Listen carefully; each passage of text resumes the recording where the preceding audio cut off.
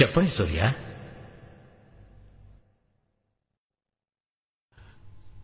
ఈ కోర్టులో మీరు చెప్పే తీర్పే ఫైనలా? అవును, ఈ కోర్టులో నేను చెప్పే తీర్పే ఫైనల్. నేను నేరస్తున్నని ఈ కోర్టులో తీర్పు చెప్పబడిన తర్వాత సుప్రీంకోర్టులో నేను అప్పీల్ చేస్తే నాకు విడుదల లభిస్తుందా? ఆఫ్ కోర్స్, మీరు విడుదలవ్వడానికి అవకాశం ఉంది. ఈ కోర్టులో నేరస్తులని నిర్ధారించబడిన వాడు పై కోర్టులో విడుదలయ్యే అవకాశం ఉంటే ఈ కోర్టు ఎందుకు, మీరెందుకు, నేనెందుకు, ఈ లాయర్లు ఎందుకు? కేసు ఒకటి, తీర్పు రెండా? అలా రెండు తీర్పులు ఉన్నాయంటే చట్టంలోనూ న్యాయశాఖలోనూ ఏదో తప్పుందనేగా అర్థం. హైకోర్టు హైదరాబాద్ లో, సుప్రీంకోర్టు ఢిల్లీలో. డబ్బున్న వాళ్ళు ఎక్కడికైనా వెళ్లి వాదించి గెలవగలరు. పేదవారికి సాధ్యం అవుతుందా యువరానా? ఒక కేసుని ఒక కోర్టులో ఒక్కసారికి 100 సార్లు విచారణ చేయండి, కానీ తీర్పు ఒక్కటే ఉండాలి. నేరస్తుల్లో మార్పు రావాలే తప్ప తీర్పుల్లో మార్పు రాకూడదు యువరానా. సూపర్ గురు. ఆర్డర్. నా మీద నేరం మోపి ఇప్పుడు ఈ బోన్లో నిలబెట్టారు. నేను చేసిన నేరం ఏంటో తెలుసా? సార్ ఒక్క నిమిషం. బలవంతంగా ఒక అమ్మాయిని చేరిస్తే దానికి ఏం సెక్షన్ సార్? అయ్యా మీరు చెప్పండి. ఐపీసీ 376. సార్ కల్తీ నిరోధక చట్టం సెక్షన్ ఏంటో ఏ సంవత్సరం చెప్పగలరా సార్? సార్ మిమ్మల్ని సెక్షన్ 12 సార్. తప్పు సార్. సెక్షన్ 16 సంవత్సరం 1954 సార్. ఇదే సార్ నేను చేసిన తప్పు. పుస్తకాల్లో ఉన్న చట్టాన్ని ప్రజల దగ్గరికి తీసుకెళ్లి చేర్చాలనే ఉద్దేశంతోనే ఉచిత న్యాయమండలిని ఏర్పాటు చేశాను. యువరానా, ప్రజలకి సాయం చేయడం కోసమే కోర్టు, పోలీసులు ఉన్నారు. కానీ గౌరవించాల్సిన ప్రజలే ఆ గుమ్మాన్ని తొక్కడానికి భయపడుతున్నారు. ఎందుకు ఆ భయం? పోలీసులు అబద్ధపు కేసులు వేస్తారు, కోర్టులు వాయిదా వేస్తాయి. జడ్జి రాలేదా? వాయిదా. లాయర్ రాలేదా? వాయిదా. క్లయింట్ రాలేదా? వాయిదా. సాక్షి రాలేదా? వాయిదా. ఈ విధంగా వాయిదాలతో 3 నెలల్లో ముగిసిపోవాల్సిన కేసు 30 సంవత్సరాలు అవుతోంది. జడ్జికి జీతం, లాయర్కి ఫీజు, కేసు వేసిన వాడికి వాయిదా. ఇలా వాయిదాలతోనే జీవితం ముగిసిపోయేవారు ఎంతో మంది ఎవరన్నా. మన భారతదేశపు సివిల్ కేసులో వాది మరణిస్తాడు, ప్రతివాది మరణిస్తాడు.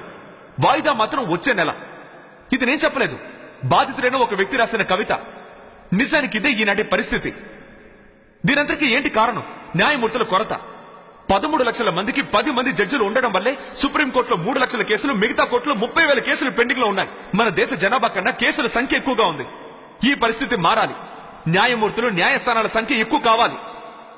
ఒక సాధారణమైన వ్యక్తి అబద్ధం చెప్తే అది నేరం, కానీ అదే ఒక లాయర్ అబద్ధం చెప్తే తెలివితేటలు అంటున్నారు. విచిత్రంగా లేదు? ఇండియాకి స్వతంత్రం తీసుకొచ్చిన గాంధీ ఒక లాయర్, భారత రాజ్యాంగ చట్టాన్ని రూపొందించిన అంబేద్కర్ ఒక లాయర్, ఇండియా మొదటి ప్రధాని నెహ్రూ ఒక లాయర్. వారి వల్ల ఈ వృత్తికి గౌరవం ఏర్పడింది. కానీ ఇప్పుడు ఈ దేశంలో ఉన్న లాయర్లలో ఎవరైనా అలా ఉన్నారా? లేదు సార్. అదిగో ఆ లాయర్ పాలు కల్తీ కేసులో 5 లక్షల రూపాయల కోసం తప్పు చేసిన వాడిని విడుదలయ్యేలా చేశాడు. ఆ కల్తీ పాలు తాగి పాపం ఎంతమంది పసిపిల్లలు దారుణంగా చనిపోయారో తెలుసా సార్? ఇది మాత్రమే కాదు సార్, ఇంకా ఎంతో మంది లాయర్లు తమ క్లయింట్ నేరస్తులని తెలిసినా కూడా డబ్బు కోసం విడుదలయ్యేలా చేస్తున్నారు. డబ్బు కావాలంటే దోపిడీలు చేయొచ్చుగా, స్మగ్లింగ్ చేయొచ్చుగా, బ్రోతలు కూడా చేయొచ్చుగా. పవిత్రమైన ఈ వృత్తిని ఎందుకు సార్ అవమానించడం? కోర్టు కోవిలలా భావించబడాలి. జడ్జిలు, లాయర్లు దేవుళ్లుగా భావించబడాలి. యువరానా, ఒక ఎల్కేజీ క్లాసులో ఒక బిడ్డను చేర్చడానికి వెళ్తే తండ్రి ఏం చదివాడు, తల్లి ఏం చదివింది అని అడుగుతున్నారు.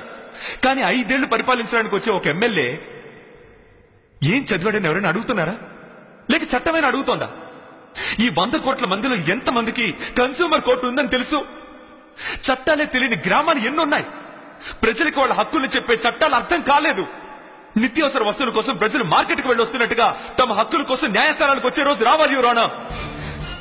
ఈ 65 సంవత్సరాల స్వతంత్ర పరిపాలనలో జరిగిన తప్పులన్నిటికీ కారణం ఎవరికి చట్టం గురించి తెలియకపోవడమే. ఇక రాజకీయ నాయకులు చట్టాన్ని ఉపయోగించుకుంటారు. తమ అధికారాన్ని ఉపయోగించి ఐఏఎస్ అధికారుల చేత తమకు కావాల్సిన పనులు చేయించుకుంటారు. చివరికి బలైపోయేది ఆ ఐఏఎస్ అధికారులు. ఎందుకు ఈ పరిస్థితి? ఇక పాఠాల్లో అశోకుడు చెట్లు నాటించాడు, చెరువు తవ్వించాడు, ఇవేమీ అవసరం లేదు. పాణిపట్ యుద్ధం, కనింగ యుద్ధం అవసరం లేదు.